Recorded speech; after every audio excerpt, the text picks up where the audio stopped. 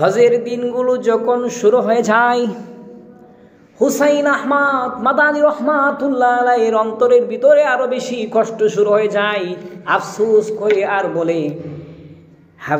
করে আর বলতে থাকে, আজকে কিছু টাকার জন্য হজে যাইতে পারলাম না।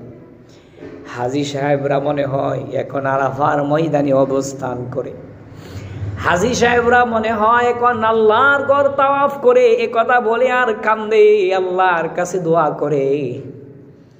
হজের দিনগুলো যখন শেষ হয়ে যায়, ওনার অন্তরে কষ্ট আরো বেশি বেড়ে যায়। উনি আফসোস করে আর বলতে থাকে, হজ শেষ করার পরে হাজী সাহেবরা মনে হয় মদিনার সরদারে দো আলম নবী মুহাম্মদ সাল্লাল্লাহু আলাইহি ওয়াসাল্লামের রওজার উদ্দেশ্যে রওনা হয়ে গেছে। তারা মনে হয় আল্লাহর হাবিব রাহমাতুল লিল আলামিনের রওজার শরীফের পাশে দাঁড়াইয়া সরাসরি রাসূলকে সালাম দেয়। হায়রে আজকে টাকা পয়সার জন্য আল্লাহর হাবিবের রোজায় যাইতে পারলাম না। এই কথা চিন্তা করে, খাইতে বসে চিন্তা করে, কাজ করে চিন্তা করে, একটা পর্যায়ে এমন অবস্থা হয়ে যায়, দিন রাত শুধু কান্দে আর আল্লাহর কাছে দোয়া করতে থাকে, আল্লাহ যেভাবে হোক ব্যবস্থা করে দাও, তোমার রাসূলের রওজার পাশে আমি যাইতে চাই। আল্লাহ তার রাসূলের আশেক হওয়ার কারণে, হুসাইন আহমদ মাদানী আল্লাহর হাবিবের এত আশেক হওয়ার কারণে, এমন কান্নাকাটির কারণে মহান আল্লাহ হুসাইন আহমদ মাদানীকে এমনভাবে কবুল করলেন, এমন একটা সুযোগ তাকে করে দিলেন। 1 বছর 2 বছর নয়, 18 বছর পর্যন্ত হুসাইন আহমদ মাদানী আল্লাহর হাবিবের রওজার পাশে বসে বসে 18 বছর পর্যন্ত হাদিসের কিতাব পড়ানোর সুযোগ হয়ে যায়। উনি যখন হাদিসের কিতাব পড়াইতেন, আমরা হাদিসের কিতাব পড়ানোর সময় বলি কালান নবী সাল্লাল্লাহু আলাইহি ওয়াসাল্লাম, আল্লাহর রাসূল বলেছেন। আর উনি হাদিসের কিতাব রওজার পাশে বসে বসে যখন পড়াতেন বলতেন ক্বালা হাযান নবী সাল্লাল্লাহু আলাইহি ওয়াসাল্লাম, রওজার মালিক নবী মুহাম্মদ সাল্লাল্লাহু আলাইহি সাল্লাম বলেছেন। সরাসরি রাসূলের দিকে ইশারা করে বলতেন। ওনার সম্পর্কে আরো বর্ণিত আছে, হুসাইন আহমদ মাদানী আল্লাহর রাসূলের এমন আশেক ছিলেন, 18 বছর যখন তিনি হাদিসের পড়ানোর কাজ করতেন, রাতের বেলায় নিরিবিলি যখন হয়ে যায়, তাহাজ্জুদের ওয়াক্তের সময় আল্লাহর হাবিবের রওজার আশেপাশের জায়গাগুলো যখন ময়লা হয়ে যায়, হুসাইন আহমদ দুনিয়ার কোনো ঝাড়ু দ্বারা নয়, সাধারণ কোনো ঝাড়ু দ্বারা উনি ঝাড়ু দেয় নাই, বরং নিজের লম্বা দাড়িগুলারে ঝাড়ু বানাইয়া আল্লাহর হাবিবের রওজা ঝাড়ু দেওয়ার সৌভাগ্য হয়ে যায়। দাড়ি দ্বারা ঝাড়ু দিতেন। নবীকে কি পরিমাণ মহব্বত করতেন। আল্লাহ রাসূল সাল্লাল্লাহু আলাইহি সাল্লাম কে যে মহব্বত করেছেন, মহান আল্লাহ তাদেরকে মর্যাদাবান তেমন বানিয়ে দিয়েছেন। যে পরিমাণ মহব্বত করব, আল্লাহ তাদেরকে দুনিয়া আখিরাতে এমন ইজ্জত আর সম্মান দান করে থাকেন।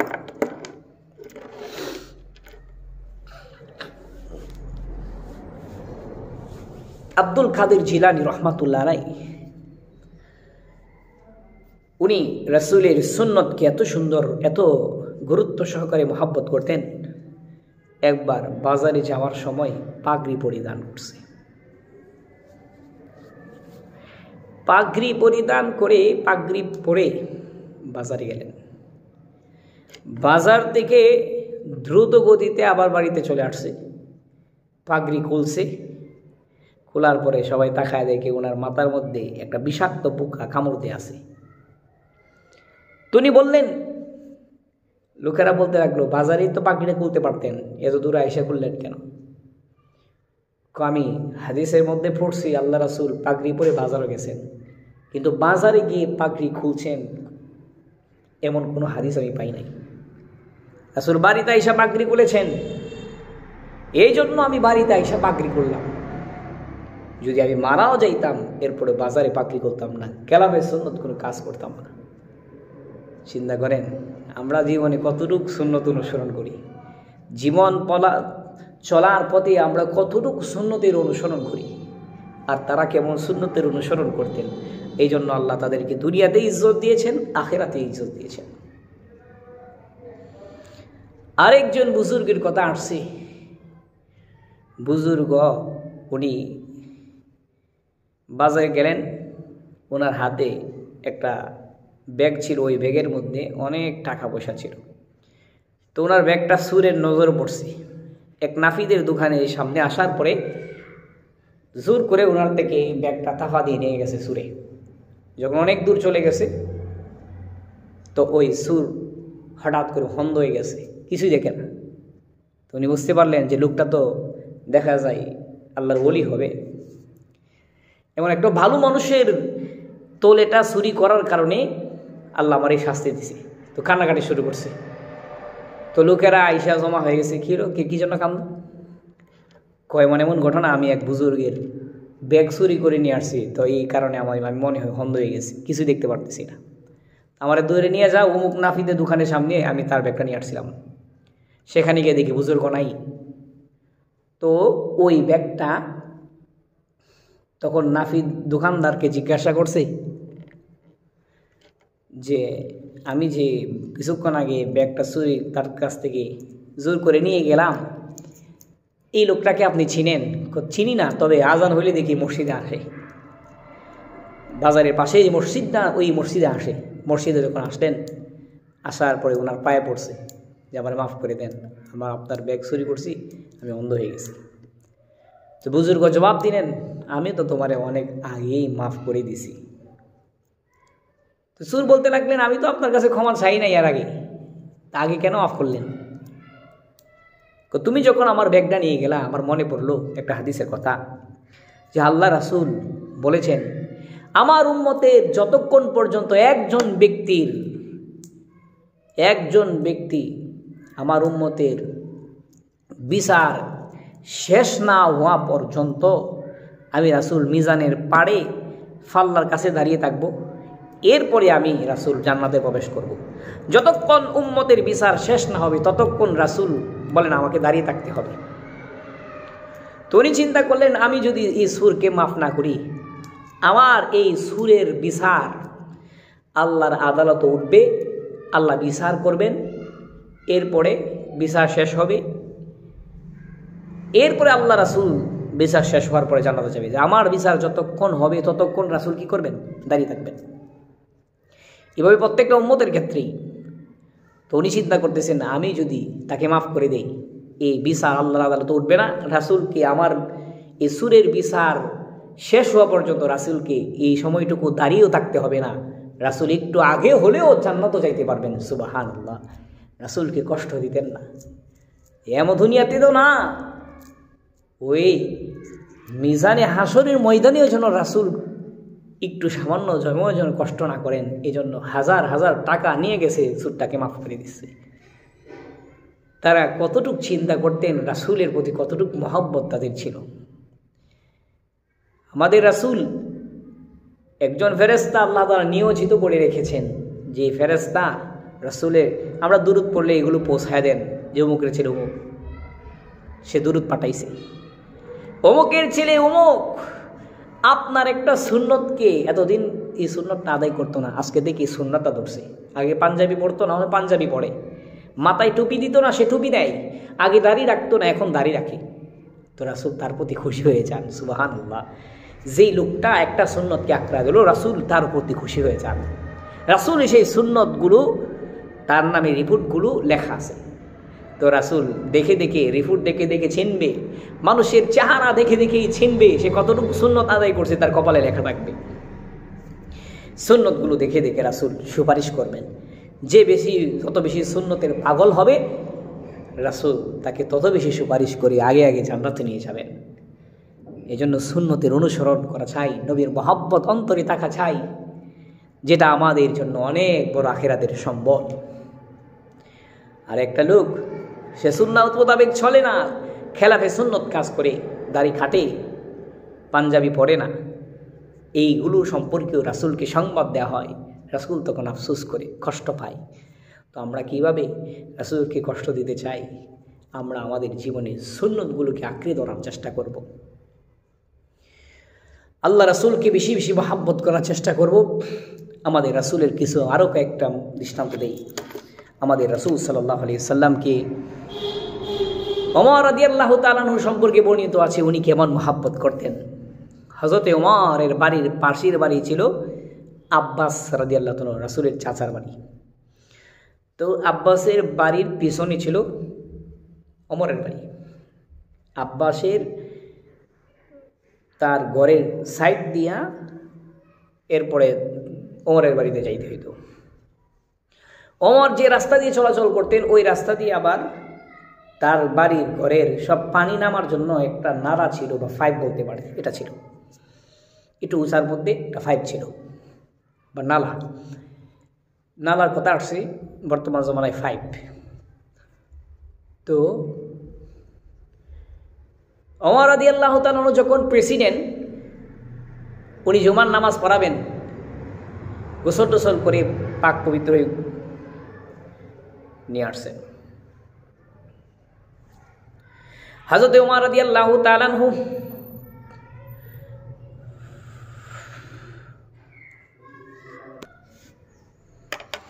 আল্লাহ পাক রব্বুল আলামিন, হযরত ওমর রাদিয়াল্লাহু তাআলা আনহু সম্পর্কে বলতেছিলাম। হযরত ওমর রাদিয়াল্লাহু তাআলা আনহু জুমার দিন জুমার বয়ানের জন্য যখন প্রস্তুত হয়ে আসতেছিলেন, সুন্দর কাপড় পরিধান করে আসছিলেন, আব্বাসের পরিবারের মধ্যে দুইটা পাখি জবে করা হয়।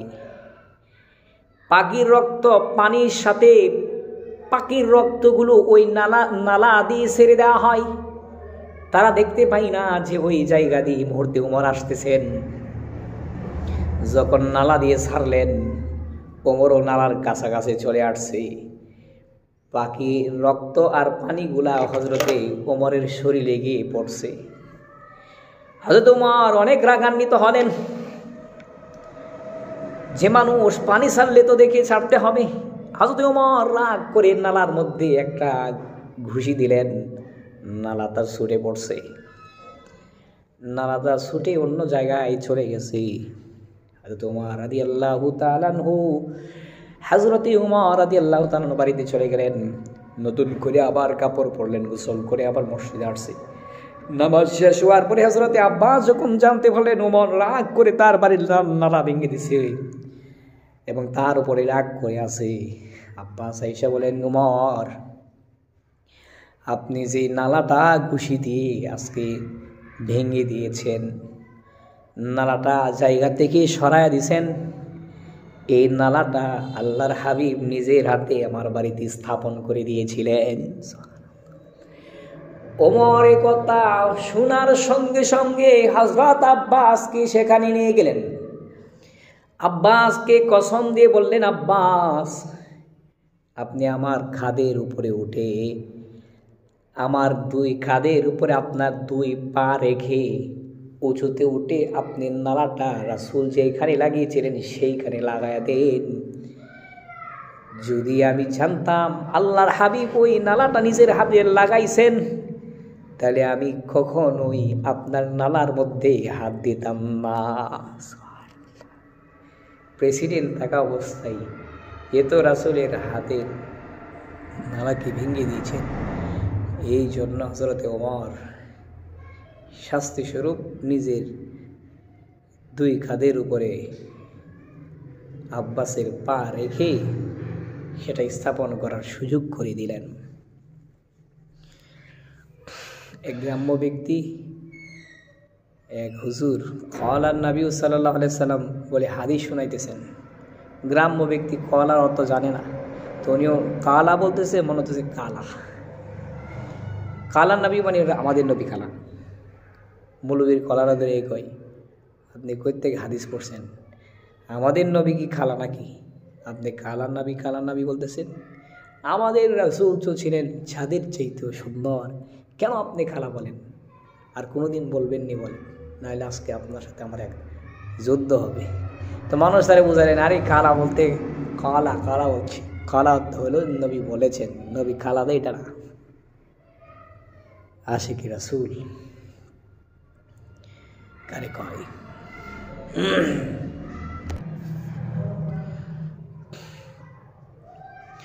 জুনাইদ বাগদাদি রহমাতুল্লাহ আলাই মস্ত বড় কুস্তিগীর ছিলেন।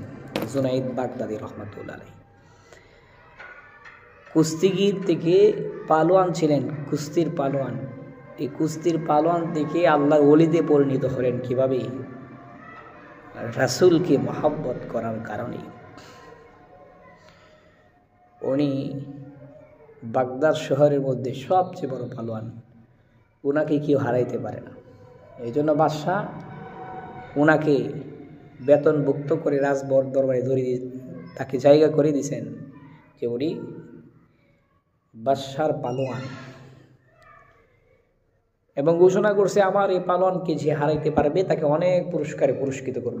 এই বাগদাদ শহরের মধ্যে সৈয়দ বংশের একজন দরিদ্র অসহায় ব্যক্তি বসবাস করত।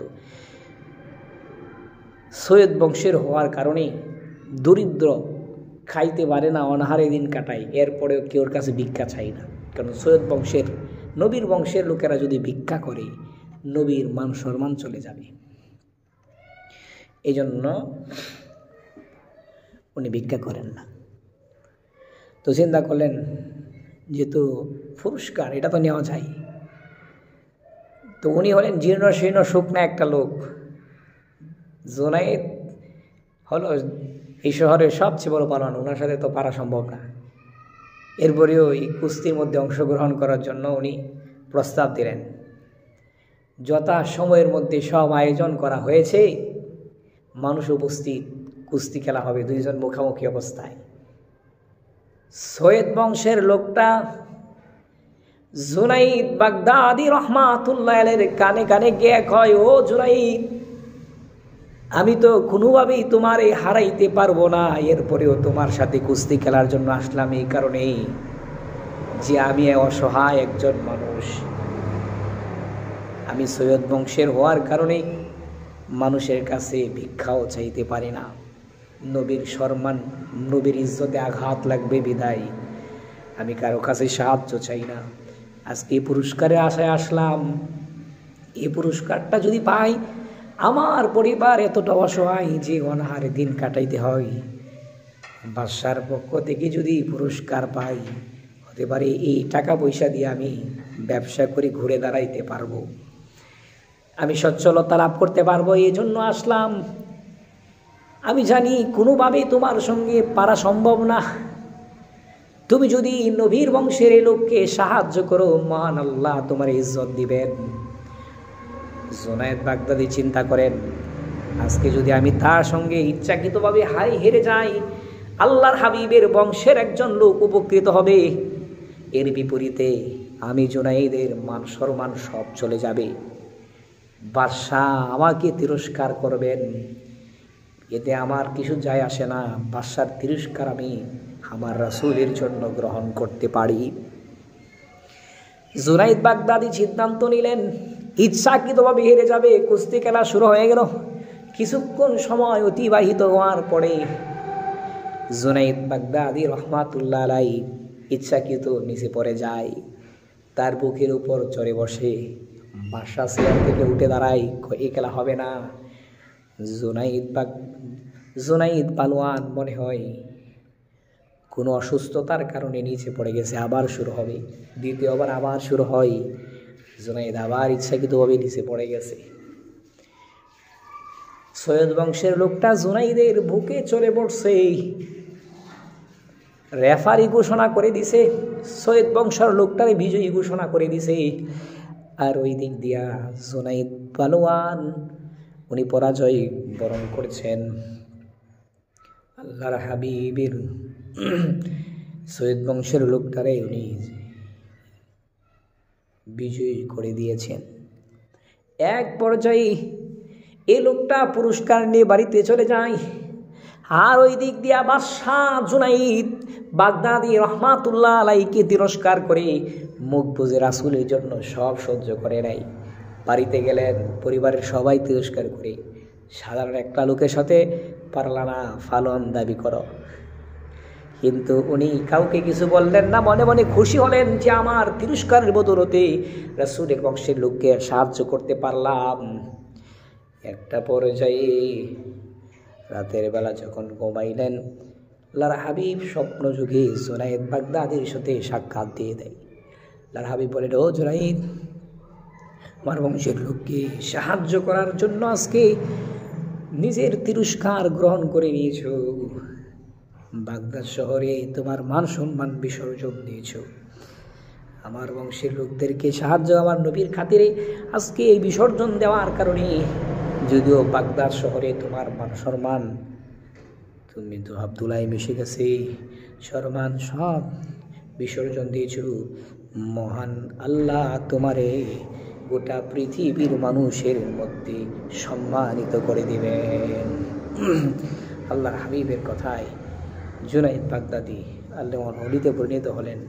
গোটা পৃথিবীর বড় বড় ওলিদের মধ্যে জুনাইদ বাগদাদি রহমাতুল্লাহ আলাইহির নাম উল্লেখযোগ্য। হযরত বেলাল রাদিয়াল্লাহু তাআলা রাসূলের মৃত্যুর পর চলে গেছেন। রওজার পারে গিয়ে গাঠিনি মাথায় কয়, রাসূল,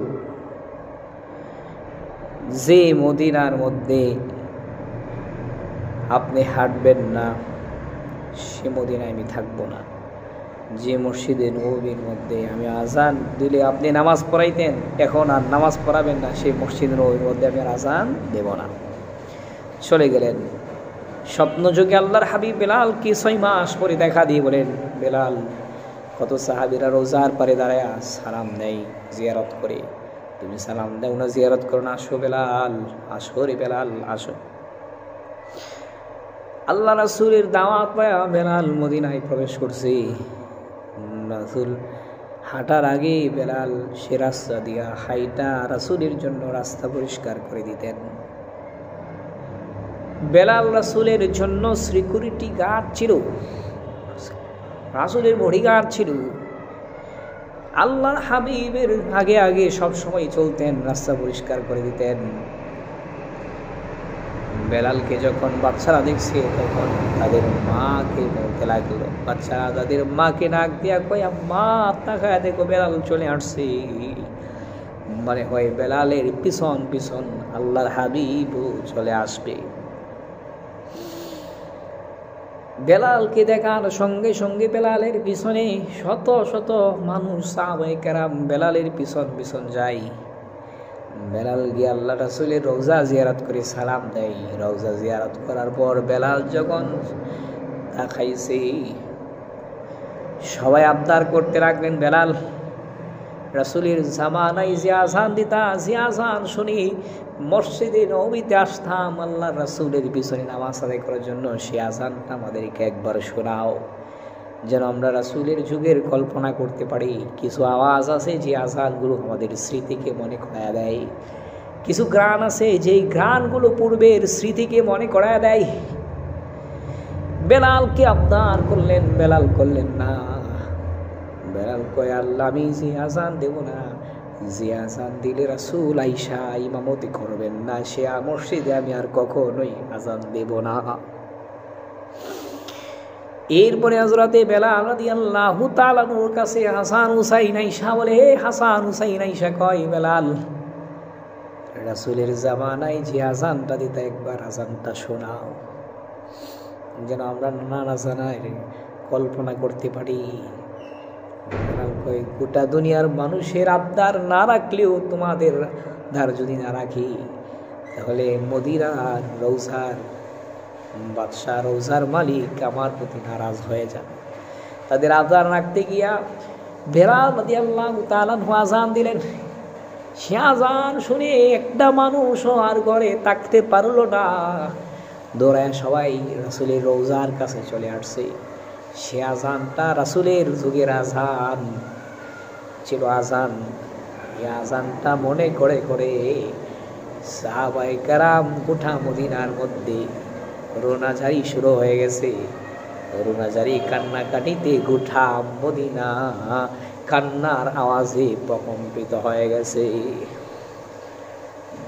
চতুর্দিকে মদিনার মধ্যে তাদের রোনাঝারি কান্নার আওয়াজে গোটা মদিনা কন্যার আওয়াজে ভরপুর হয়ে গেছে।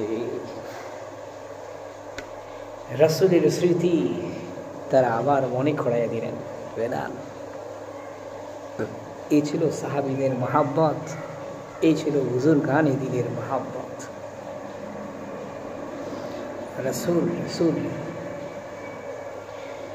রাসূলকে মহাব্বত করা ছাড়া তো আমরা রাসূলকে সরাসরি দেখি নাই। তার সুন্নতগুলি ধরতে পারলেই রাসূলকে মহাব্বত করা হবে। যে যত বেশি নিজের জীবনে সুন্নতকে আনতে পারবো তত বেশি মহান আল্লাহর কাছে সম্মানিত পারব। এই সুন্নতের আঁকড়ে ধরব, নিজের জীবন ধন্য হবে। আল্লাহ আমাদের সম্মান দুনিয়াতে বাড়াবেন, আখিরাতে বাড়াবেন। যে লোকটার সাথে সুন্নত আছে সেই লোকটার সাথে ফেরেশতারা কখনোই কঠোর আচরণ করতে পারে না। যেই লোকটার সাথে সুন্নত আছে সেই লোকটার কাছে সুন্নত আছে সেই লোকটাকে মুসলিম সমাজে তাদের অনেক সম্মান আছে। প্যান্ট শার্ট পরে একজন লোক গেল, আরেকজন লোক নিঃসন্দেহে তার ভিতরে সুন্নত না আসার কারণে মানুষ তাকে আলাদাভাবে একটা সম্মান দেয়। আল্লাহ আমাদের সকলকে এই কথাগুলো আমল করা তৌফিক দান করুন।